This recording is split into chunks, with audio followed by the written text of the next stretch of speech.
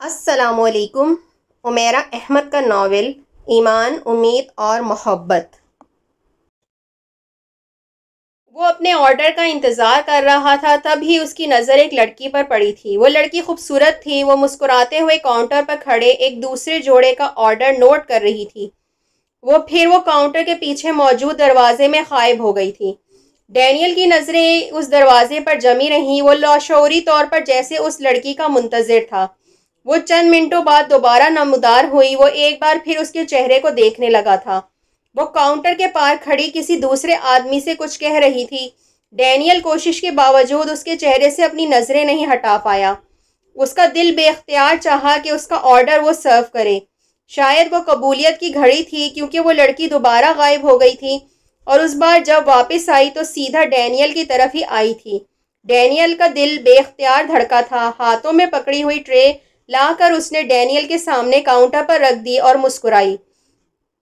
Daniel نے کچھ کہے بغیر والیٹ نکال کر بل ادا کیا اور ٹرے اٹھا لی۔ کاؤنٹر سے کچھ فاصلے پر پڑی ہوئی میز پر بیٹھ کر اس نے ایک بار پھر نظریں اس لڑکی پر جما دی تھیں۔ بہت عرصے کے بعد اس دن اس کا دل چاہ رہا تھا وہ اس لڑکی کی آنکھیں پینٹ کرے۔ لمبی پلکوں والی، سیاہ شفاف مگر اداس آنکھیں، بھیگی ہوئی پلکیں اور بھاری پپوٹے، اور اس پر وہ مسکراہٹ جس کے ساتھ وہ آرڈرز لے اور سرو کر رہی تھی۔ اس کی ماں بہت اچھی پینٹنگ کرتی تھی اور ڈینیل میں بھی فطری طور پر یہ صلاحیت تھی کہ وہ چیزوں کو بہت اچھی طرح اسکیچ کر لیا کرتا تھا۔ اس دن بھی وہ فوری طور پر اس لڑکی کی طرف متوجہ کرنے والی چیز اس کی آنکھیں ہی تھیں، اور اس کا دل چاہا تھا کہ وہ وہیں بیٹھ کر ان آنکھوں کو پینٹ کرے۔ اس نے اپنی خواہش پوری کی تھی۔ پینٹنگ تو مکمل نہیں تھی، مگر تیز رفتاری سے لنچ ختم کرتے ہوئے اس نے اپنے والیٹ سے اپنا وزٹنگ کارڈ نکالا اور اس وزٹنگ کارڈ کے پیچھے قلم سے اس نے اس لڑکی کی آنکھوں کا اسکیچ کی تھی۔ لنچ کر کے وہ وہاں سے اٹھ گیا تھا، مگر اس دن وہاں سے واپس آنے کے بعد بھی اس کی آنکھوں میں اس کا چہرہ گردش کرتا رہا تھا۔ اتنی اداسی کی وجہ کیا ہو سکتی ہے؟ مالی مجبوری؟ وہ سوچتا رہا۔ رات کو بھی وہ دیر تک اس وزٹنگ کارڈ کو دیکھتا رہا۔ اسے یوں لگ رہا تھا جیسے وہ اس اسکیچ کو اچھی طرح سے نہیں بنا پایا۔ اگلے دن دوپہر کو وہ ایک بار پھر وہیں تھا۔ اس نے دانستہ کوشش کی تھی کہ کل پہلی بار نظر آنے والی اس لڑکی کو ہی اپنا آرڈر نوٹ کروائے۔ اسے حیرانی ہوئی تھی اس لڑکی کی آنکھیں آج بھی اسی طرح بھیگی ہوئی تھیں، مگر وہ آج بھی مسکرا رہی تھی۔ ڈینیل نے اپنا لنچ لے کر کل والی ٹیبل پر بیٹھنے کے بعد جیب سے کاغذ اور پینسل نکال کر اس کی آنکھوں کی اسکیچنگ شروع کر دی تھی۔ وہ تقریباً 15 منٹ تک اس سرگرمی میں مصروف رہا اور پھر کچھ مطمئن ہو کر اس نے ہاتھ روک دیا۔ ایک بار پھر اس لڑکی پر نظریں جمائے ہوئے اس نے اپنا لنچ کیا، پھر اٹھ کر چلا آیا۔ پھر جیسے یہ ایک روٹین بن گئی تھی۔ وہ روز وہاں دوپہر کو وہاں جاتا، لنچ کرتا اور لنچ کے دوران مختلف انداز میں اس کی آنکھوں کی اسکیچنگ کرتا رہتا۔ اسے اس لڑکی سے ایک عجیب سا انس ہو گیا تھا۔ پھر اسے اچانک ایک ہفتے کے لیے کراچی جانا پڑ گیا۔ وہ یہ 7 دن اس کی زندگی کے سب سے مشکل اور تکلیف دہ دن تھے۔ اسے اب احساس ہوا کہ وہ اس روٹین کا کتنا عادی ہو چکا تھا۔ وہ رات کو وہ سارے چھوٹے بڑے اسکیچز نکال کر بیٹھ جاتا جو اس نے مختلف اوقات میں بنائے تھے، اور پھر جیسے اس کی بےتابی اور بے چینی میں اور اضافہ ہو جاتا۔ 7 دن بعد لاہور ایئرپورٹ پر اترتے ہی وہ آفس یا گھر جانے کے بجائے سیدھا اسی فاسٹ فوڈ چین پر گیا تھا۔ وہاں جا کر اسے جیسے مایوسی ہوئی تھی۔ وہ اسے کاؤنٹر کے پیچھے نظر نہیں آئی۔ وہ مایوس ہو کر وہاں سے پلٹ آیا تھا۔ اگلے دن دوپہر کو وہ بڑی بے تابی کے عالم میں وہاں گیا تھا اور دروازے سے داخل ہوتے ہی اس نے گہرا سانس لیا تھا۔ وہ وہیں موجود تھی۔ خوشی کی ایک لہر سی اس کے پورے سراپے میں دوڑ گئی تھی۔ اس دن کاؤنٹر پر اسے اپنا آرڈر نوٹ کرواتے کرواتے اس نے کہا، کیا میں آپ کا نام پوچھ سکتا ہوں؟ اس لڑکی کے ہونٹوں سے مسکراہٹ غائب ہو گئی تھی۔ سر اٹھائے وہ کچھ نہ سمجھنے والے انداز میں اسے دیکھ رہی تھی۔ میں دراصل یہاں روز آتا ہوں، آپ ہی مجھے اٹینڈ کرتی ہیں، اس لیے میں نے سوچا کہ نام معلوم ہونے چاہیے۔ میرا نام ڈینیل ایڈگر ہے، اس نے شائستہ لہجے میں وضاحت کی۔ ڈینیل کو اس کی آنکھوں میں عجیب سی الجھن نظر آئی۔ روز یہاں آتے ہیں؟ سوالیہ لہجے میں کہا گیا یہ جملہ ڈینیل کو حیران کر گیا تھا۔ وہ اس فاسٹ فوڈ چین میں تو بہت عرصے سے آ رہا تھا، مگر باقاعدگی سے نہیں۔ کبھی کبھار وہ کسی دوسرے ریسٹورنٹ کی طرف بھی چلا جایا کرتا تھا، مگر جب سے یہ لڑکی وہاں آئی تھی وہ باقاعدگی سے وہاں 1 ماہ سے جا رہا تھا، اور وہ لڑکی اس سے کہہ رہی تھی روز یہاں آتے ہیں؟ اس کا خیال تھا وہ بھی اب تک اس کے چہرے سے شناسا ہو گئی ہوگی۔ ہاں میں روز یہاں آتا ہوں، آپ ہی مجھے روز اٹینڈ کرتی ہیں اسی وقت، کیا آپ کو یاد نہیں ہے؟ نہیں مجھے یاد نہیں ہے۔ وہ بے حس و حرکت ہو گیا۔ لڑکی کاؤنٹر کے پیچھے موجود دروازے سے غائب ہو چکی تھی۔ اسے کبھی اتنی خفت کا سامنا نہیں کرنا پڑا تھا۔ میں اتنا برا تو نہیں ہوں کہ میرا چہرہ یاد نہ رہ سکے۔ کیا یہ لڑکی جان بوجھ کر جھوٹ بول رہی ہے یا واقعی وہ میرے چہرے سے شناسا نہیں ہے؟ وہ خود بھی الجھ گیا۔ وہ 10 منٹ کے بعد دوبارہ نمودار ہوئی اور ٹرے لے کر اس کی طرف آئی۔ بل ادا کرتے ہوئے ڈینیل نے پوچھا، میں نے آپ سے آپ کا نام پوچھا تھا۔ وہ کچھ دیر بے تاثر آنکھوں سے اس کا چہرہ دیکھتی رہی، پھر اپنا نام بتا کر واپس مڑ گئی۔ امید۔ ڈینیل نے اس کا نام زیر لب دہرایا۔ پاکستان میں رہتے ہوئے وہ اردو پر اتنا عبور تو حاصل کر چکا تھا کہ اس کا نام کا مطلب جان لیتا۔ اگلے دن وہ ایک بار پھر وہیں تھا اور اس بار کاؤنٹر پر جاتے ہی اس نے اس لڑکی کو یاد دہانی کروائی، میں وہی ہوں جس نے کل آپ کا نام پوچھا تھا۔ اس بار پہلی دفعہ اس لڑکی کی آنکھوں میں شناسائی دیکھی تھی اور پھر وہ کچھ کہے بغیر خاموشی سے واپس چلی گئی تھی۔ اگلے چند ہفتے بھی اسی طرح گزرے تھے۔ ہر بار جب بھی وہ اس سے بات کرنے کی کوشش کرتا، وہ خاموشی سے اپنے کام میں مصروف ہو جاتی اور ڈینیل کو مایوسی سے واپس آنا پڑتا۔ پھر اس کی شفٹ بدل گئی تھی۔ وہ دوپہر سے رات گئے تک وہاں ہوتی اور ڈینیل کے لیے یہ ایک سنہری موقع تھا۔ اب وہ آفس سے فارغ ہو کر وہاں آ جاتا اور اس وقت تک وہیں موجود رہتا جب تک وہ نظر آتی رہتی۔ جب وہ کاؤنٹر کے پیچھے سے غائب ہوتی تو وہ بھی اٹھ جاتا۔ وہ لڑکی جیسے اس کی زندگی کا ایک حصہ بن گئی تھی، جس کے لیے وہاں آنا اور بیٹھے رہنا اسے برا نہیں لگتا تھا۔ 3 ماہ تک اس کی یہ روٹین جاری رہی۔ پھر ایک دن ہمیشہ کی طرح کاؤنٹر کے پیچھے مقررہ وقت پر اس کے غائب ہونے پر وہاں سے چلے آنے کے بجائے وہ باہر آ کر اپنی گاڑی میں بیٹھ گیا۔ اس وقت اس ریسٹورنٹ کی گاڑی میں وہاں کام کرنے والے سوار ہو رہے تھے۔ 15-20 منٹ کے بعد اس نے اندر سے اسی لڑکی کو برآمد ہوتے دیکھا۔ وہ اب شلوار قمیض میں ملبوس تھی۔ ڈینیل کے چہرے پر ایک طمانینت ابھری، مسکراہٹ نمودار ہوئی۔ اس رات پہلی بار اس نے اس لڑکی کا تعاقب کیا تھا۔ وہ ورکنگ وومن کے ایک ہاسٹل کے سامنے اتری اور اندر چلی گئی اور ڈینیل وہاں سے واپس آ گیا۔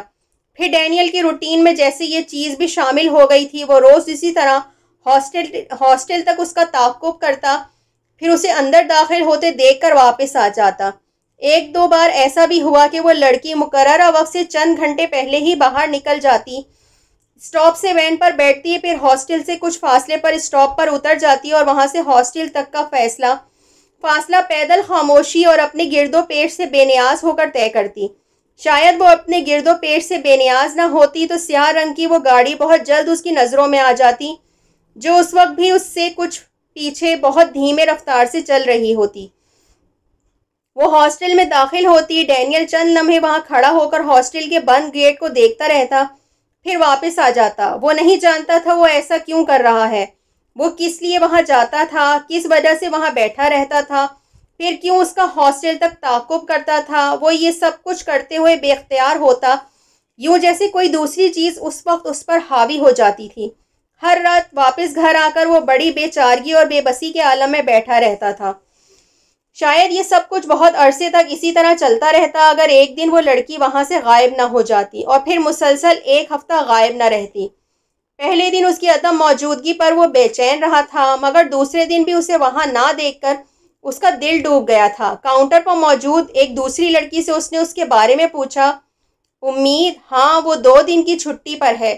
اسے تھوڑا سکون محسوس ہوا تھا، اس کا مطلب تھا کہ اگلے دن وہ ایک بار پھر وہیں موجود ہوگی، مگر ایسا نہیں ہوا تھا۔ اگلے دن پھر وہ وہاں نہیں تھی۔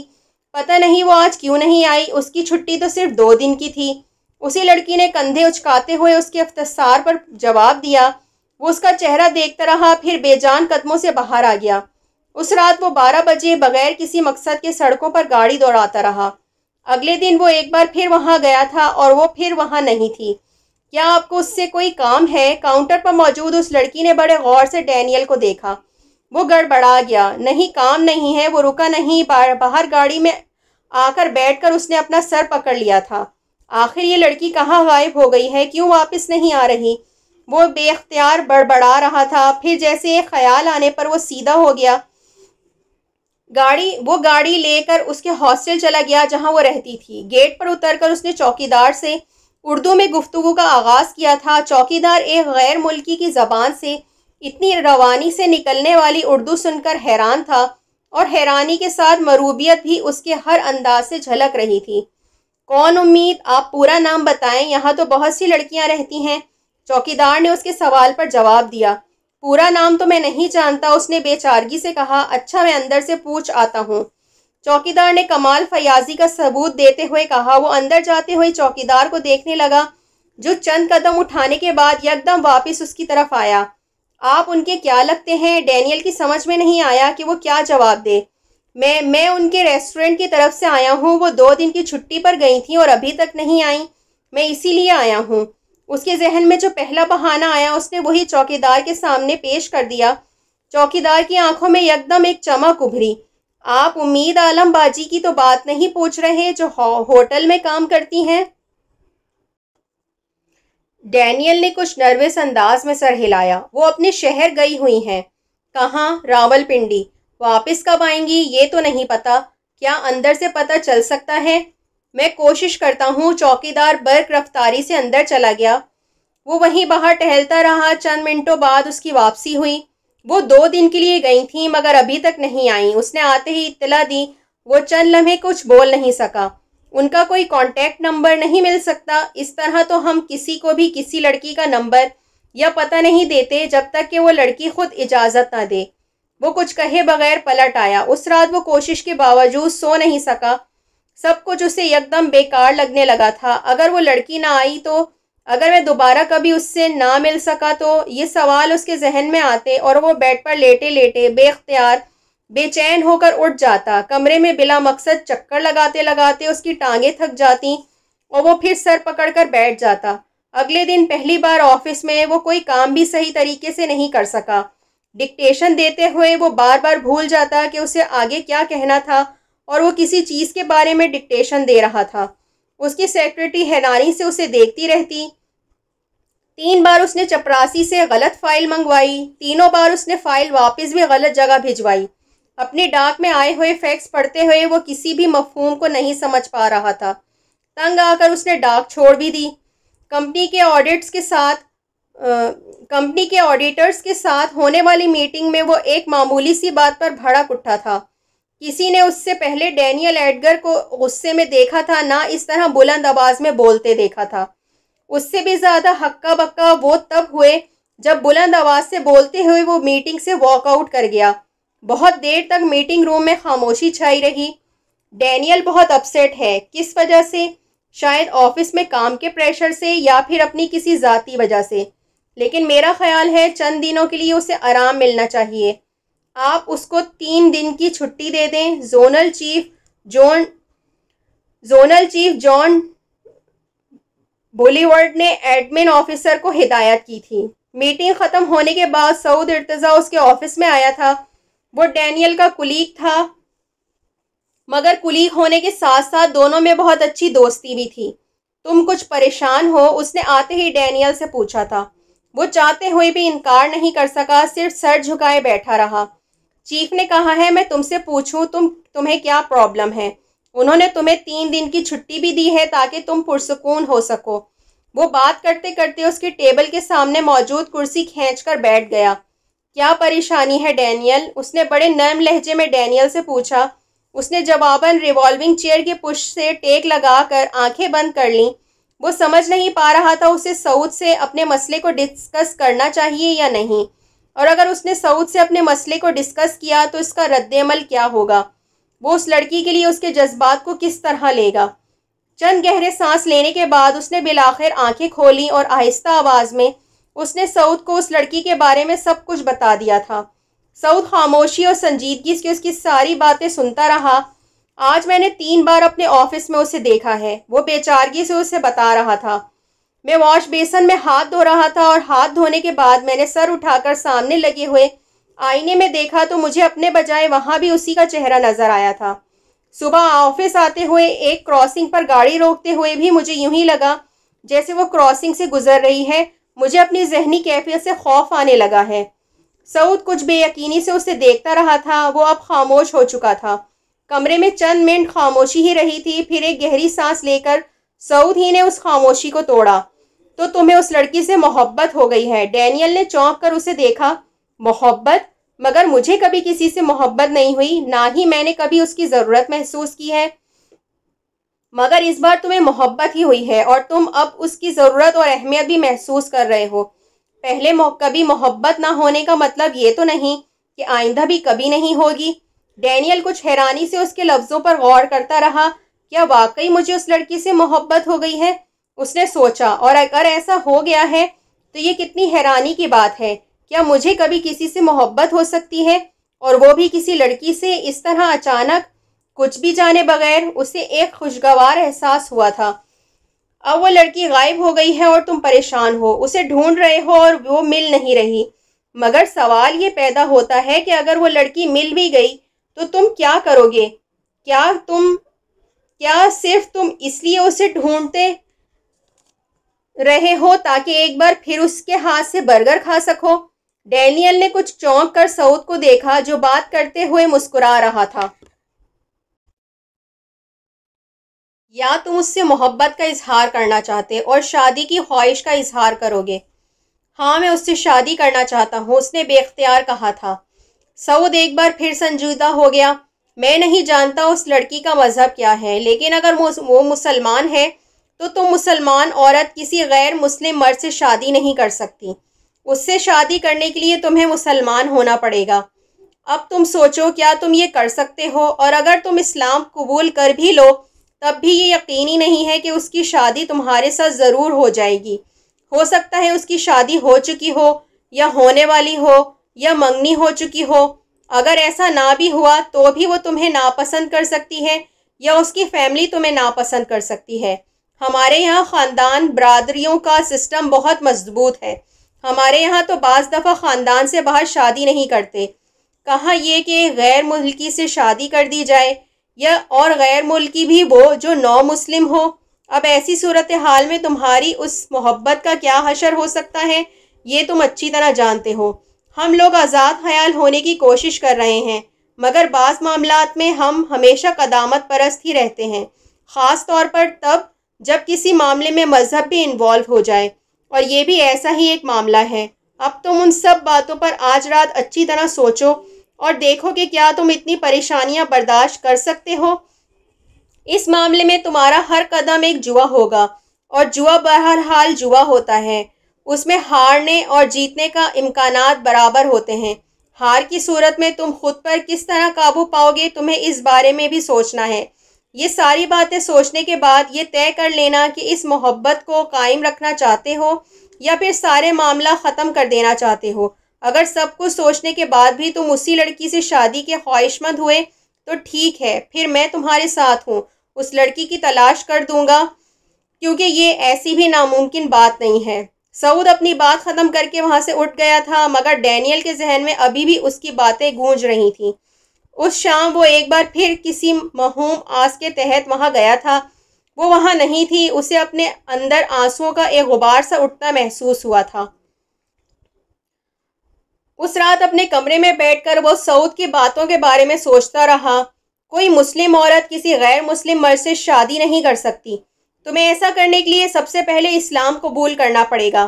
مذہب کا سوال ایک بار پھر اس کے سامنے سر اٹھا کر کھڑا ہو گیا، مگر اس بار یہودی یا عیسائی نہیں، بلکہ ایک تیسرے مذہب کی پیروکاری ہونے کے بارے میں اسے سوچنا پڑ رہا تھا، اور اس بار وہ اس معاملے کو ہمیشہ کی طرح اپنے سر سے جھٹک بھی نہیں سکتا تھا، کیونکہ اس کی زندگی کا ایک اہم معاملہ اس سے منسلک ہو گیا تھا۔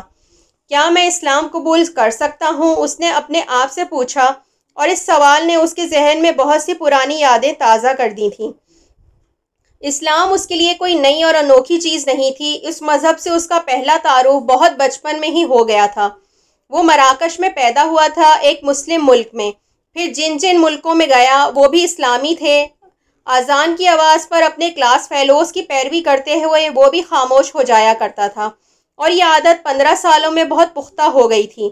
امریکہ میں ایک لمبے قیام کے بعد پاکستان آنے پر ایک بار پھر بے اختیار اذان کی آواز پر اسے اپنا بچپن یاد آ جاتا تھا۔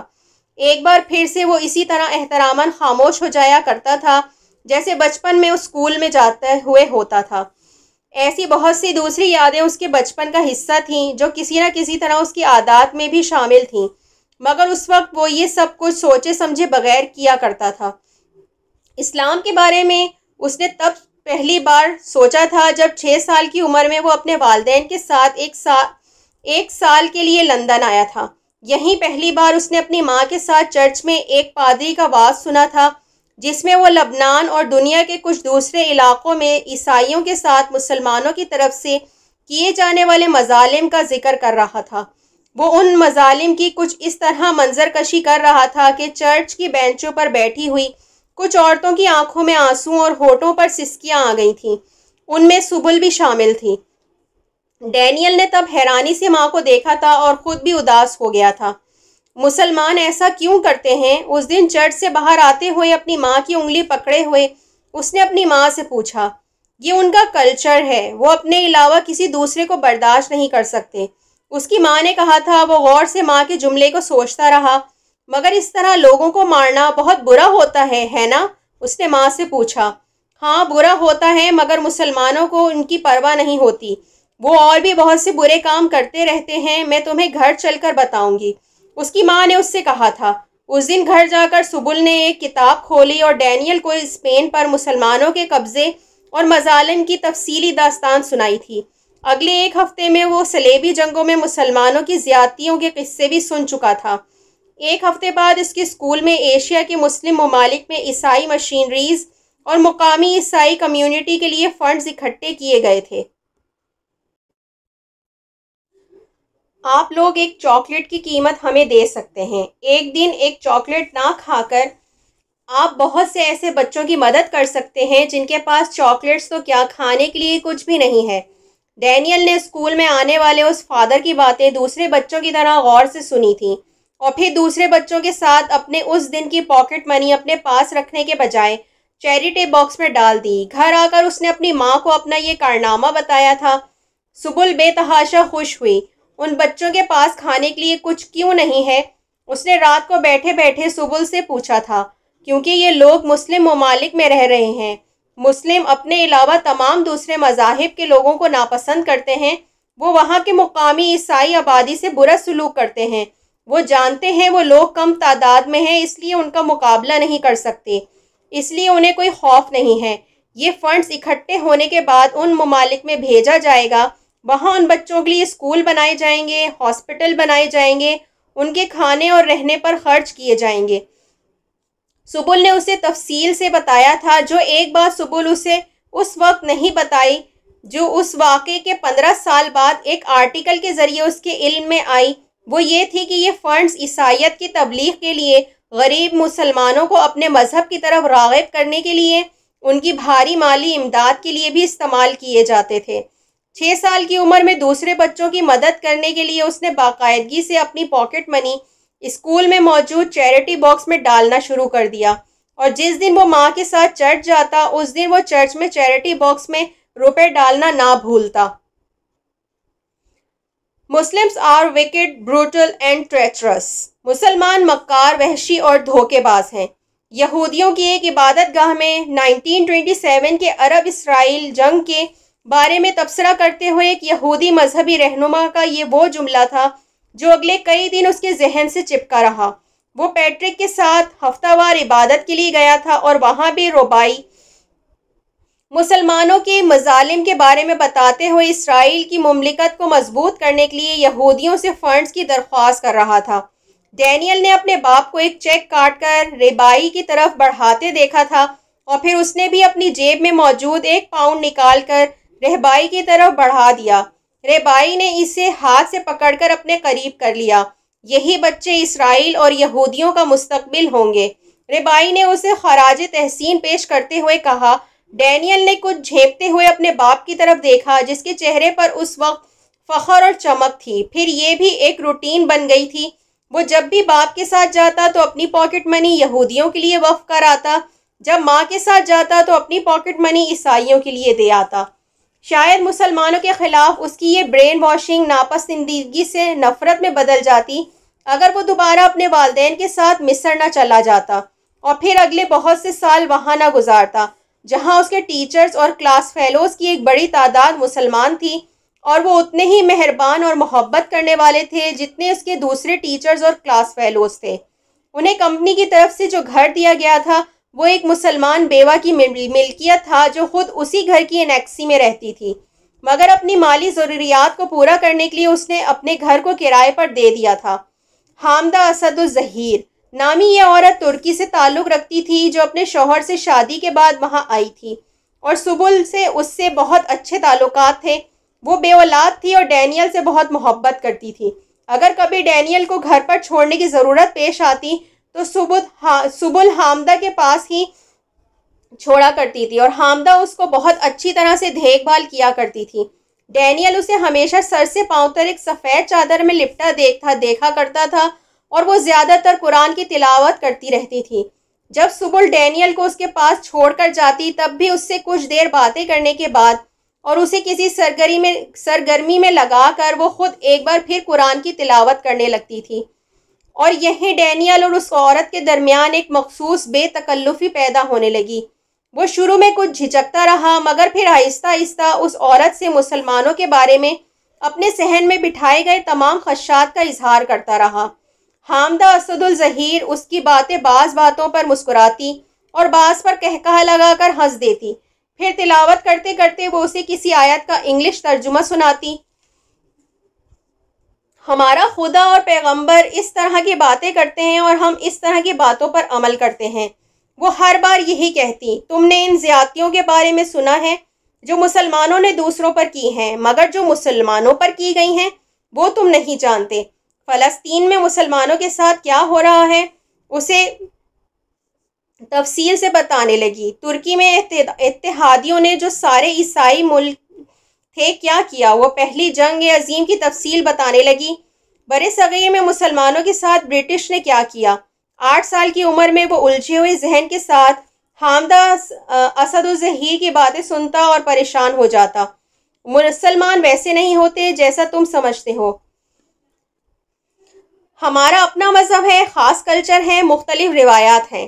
اگر ہم ان کے مطابق زندگی گزارتے ہیں تو اس میں کیا غلط ہے؟ تم لوگ بھی تو یہی کرتے ہو۔ میرا مطلب ہے کہ تمہارے ممی اور ڈیڈی یہودی اور عیسائی۔ ہم اعتراض نہیں کرتے، ہم مداخلت نہیں کرتے، ہم دوسروں کی آزادی کا احترام کرتے ہیں اور حقوق کا بھی۔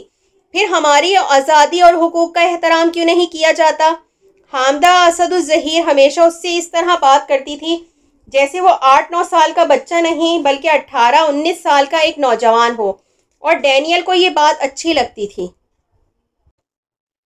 وہ ہر بات اسے بتانے کے بعد اس کی رائے لیتی تھی اور اسے مجبوراً اپنی پسند ناپسندیدگی سے اسے آگاہ کرنا پڑتا تھا۔ 2 سال مصر کے قیام نے لندن کے 1 سال کے قیام کے سلسلے میں اس کے ذہن میں جنم لینے والے تعصب کو صاف کر دیا تھا۔ وہ ہر چیز کو قدرے زیادہ غیر جانبدار ہو کر سوچنے لگا تھا۔ اگلے کچھ سالوں نے جو اس نے مسلمان ممالک میں گزارے تھے مذہب کے بارے میں اس کے تعصب کو دوبارہ ابھرنے نہیں دیا۔ اس کی جو چند دوستیاں تھیں وہ مسلمان لڑکوں سے ہی تھیں۔ ان کے گھر تھوڑا بہت جانا بھی ہوتا تھا اور اسے وہ اپنے گھر سے مختلف نہیں لگتے تھے۔ ان کی روایات اور ان کے اپنے گھر کی روایات میں زیادہ فرق نہیں تھا۔ اس کے دوستوں کی بہنیں اگر اس کے سامنے پردہ کرتی یا نہ آتی تب بھی اسے یہ بات پہلے کی طرح بری نہیں لگتی تھی بلکہ اچھی لگتی تھی۔ اسے وہ لڑکیاں اپنی ہی ماں کی طرح ایک ایکسٹینشن لگتی تھیں۔ اس کی اپنی ماں بھی اسکرٹ یا ٹراؤزر پہننے کے باوجود اپنے جسم کو بہت اچھے طریقے سے ڈھانپ کر رکھتی تھیں۔ اس نے اپنے دوستوں کی ماؤں کو بھی اسی طرح دوسروں کی مدد کرتے دیکھا تھا جس طرح خود اس کی ماں کرتی تھی۔ 15 سال کی عمر میں واپس امریکہ جاتے ہوئے وہ خود بھی ان اسلامی روایات کا اتنا عادی ہو چکا تھا کہ اس کے لیے امریکہ میں نظر آنے والی آزادی ایک شوق کی طرح تھی۔ پردے میں چھپی رہنے والی عورتوں سے بے لباس رہنے والی عورتوں کا موازنہ کرتے ہوئے وہ شدید کشمکش کا شکار تھا۔ کون بہتر تھا، کون بدتر تھی؟ اس کے ذہن میں ایک باحیا اور با پردہ مسلم عورت کا تصور کچھ اتنی سختی سے نقش ہو گیا کہ مسلم ممالک میں خاص طور پر مصر اور اردن میں نظر آنے والی بے پردہ یا بے باک قسم کی عورتوں کو یا تو وہ مسلم نہیں سمجھتا تھا یا پھر یہ سوچتا تھا کہ ان کا تعلق کسی اچھے خاندان سے نہیں۔ اسلام کے بارے میں ایک نئی بحث کا سامنا اسے تب کرنا پڑا جب 17 سال کی عمر میں اس کے اسکول میں آنے والی ایک مسلم لڑکی کو صرف اسکارف پہننے کی وجہ سے اسکول سے نکال دیا گیا تھا۔ اس کے لیے یہ بات ایک جھٹکے کی طرح تھی۔ صرف اسکارف لینے پر اسکول آنے سے روک دینا، اس کی سمجھ میں نہیں آیا وہ اس ایشو پر اپنے رد عمل کا اظہار کس طرح کرے۔ وہ خود مسلمان ممالک میں لڑکیوں کو اسکارف لیے اسکول میں آتے دیکھ چکا تھا اور اس کے لیے ایک معمولی بات تھی، مگر اب یہ معمولی بات نہیں رہی تھی۔ اس لڑکی کے والدین نے لڑکی کا اسکارف اتروانے کے بجائے عدالت میں مقدمہ کر دیا تھا اور اخبارات دھڑا دھڑ اس بارے میں اپنے خیالات اور رائے کا اظہار کر رہے تھے۔ چند ماہ کے اندر کیس کا فیصلہ ہو گیا تھا۔ عدالت نے اسکول کی انتظامیہ کا فیصلہ برقرار رکھا تھا۔ وہ لڑکی اسی وقت اسکول آ سکتی تھی جب وہ اسکارف کے بغیر آتی، اور وہ لڑکی اسکول نہیں آئی۔ اس نے کسی دوسرے اسکول میں ایڈمیشن لے لیا جہاں وہ اسکارف کے ساتھ جا سکتی تھی۔ اخبارات نے اسکول کی انتظامیہ اور عدالت پر داد و تحسین کے ڈونگرے برسا دیے تھے، جنہوں نے مسلمانوں کی طرف سے مذہبی تعصب پھیلانے کی کوشش کو ناکام کر دیا تھا۔ اگر جج یہودی، ملک عیسائی ہو اور اپیل کرنے والا مسلمان ہو تو پھر ایسے ہی فیصلے کی توقع رکھی جا سکتی ہے۔ اس نے اگلے دن کیفیٹیریا میں اپنے ایک پاکستانی کلاس فیلو کے منہ سے طنزیہ انداز میں یہ بات سنی تھی۔ اس اسکول میں ایک لڑکی ٹاپ لیس پہن کر آ جائے گی، کوئی مذہبی تعصب نہیں پھیلائے گا، مگر اگر ایک مسلمان لڑکی سر ڈھانپ کر آئے گی تو قیامت آ جائے گی۔ ہمارے دین کی امتیازی صفت حیا ہے اور ہماری عورتوں کے اسکارف میں انہیں یہ صفت نظر آنے لگتی ہے۔ اسکارف ختم کر کے یہ سمجھتے ہیں ہمارے دین پر غالب آ جائیں گے۔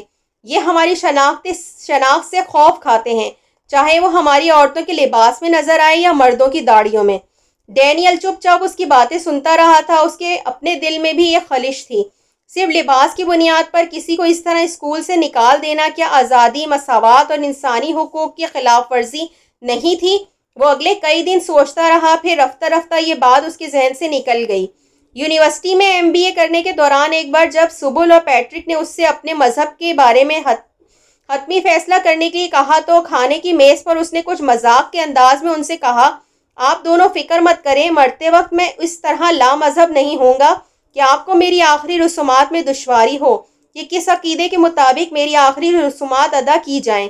یہودی نہیں تو عیسائی ہو جاؤں گا، عیسائی بھی نہیں تو بدھسٹ، یا پھر چلے مسلم ہو جاؤں گا۔